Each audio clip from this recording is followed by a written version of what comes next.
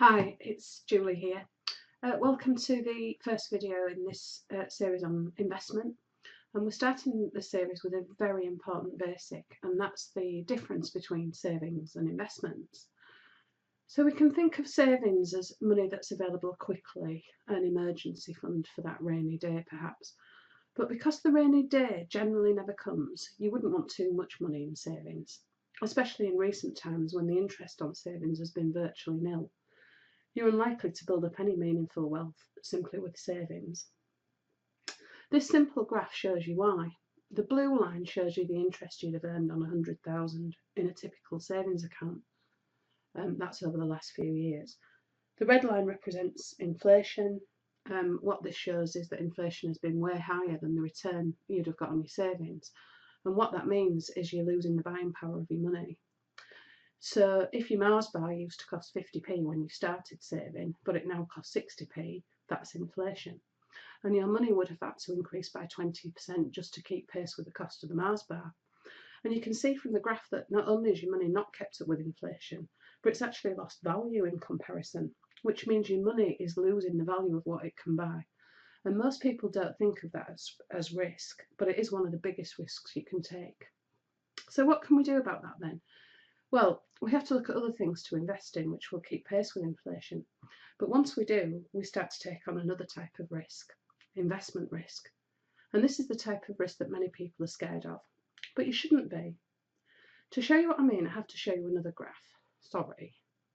This time we're looking at the same two things we looked at on the last graph. That's interest on £100,000 of savings and inflation. But this time we're adding investments into the mix. So that's the green line on the graph, and that's just a Commonwealth Garden Balanced Managed Fund. In the next video, I'll be showing you different types of investments, but for now you can see that the investment, that is the green line, easily beats the return on your savings, the blue line, and is comfortably ahead of inflation, the red line, which means you can still afford a Mars bar, or three. You'll also have noticed though that the green line isn't exactly straight. It does go up and down, and that's investment risk. In this graph, you'll see that although it does go up and down, the general direction is up, and that's the point. Over the longer term, investment returns generally beat cash and inflation. In other words, it's worth the risk. I'll be covering risk in more detail in another video in this series, but for now let me show you another couple of graphs, and these are the last ones I promise. So this graph shows you the same fund we looked at before, just a general managed fund, and this time we're looking at the fund during the global financial crisis in 2008. That was the worst financial crisis since the Great Depression of the 1930s. And you can see from this graph why a lot of people worry about risk. But let's look at the same fund a few years later. You can see that the investment recovered everything it lost during 1998 and then some. You'd never be able to make your money grow like this in ordinary savings. But what I'm doing is illustrating a very important point, and that is investments are for the long term. You have to be comfortable leaving them to do the job. A lot of small investors spend far too much time worrying about short-term investment movements, and they shouldn't, because investment risk diminishes with time. One of my favourite sayings is, it's time in, not timing, that determines successful investment. So one last graph just illustrating that.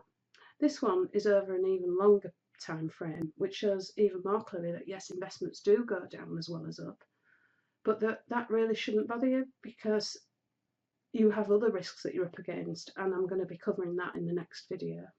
Take just a minute to explain about something that if you get this, it changes everything. This is what Einstein referred to as the strongest force in the universe and the eighth wonder of the world. He said, he who understands it earns it, and he who doesn't pays it. So what is it? It's compound interest. Let me show you how this works. So we're going to do some numbers.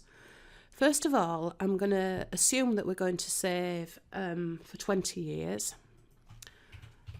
I'm going to say £500 a month for these 20 years, and we're going to get a return of 1%, which is probably what you might get if you're in a current account or a bank account or even an ISA. And so we've got that £500 a month, we're saving it for 20 years, and you've got in the pot £134,398. So let's look at it again, doing the same numbers. We've got £500 a month, again for 20 years. But this time, let's have a reasonable rate of interest that you could expect from an investment as opposed to a bank account. So we'll put a rate in of 5%, which isn't unreasonable, and see what we get there. £205,603.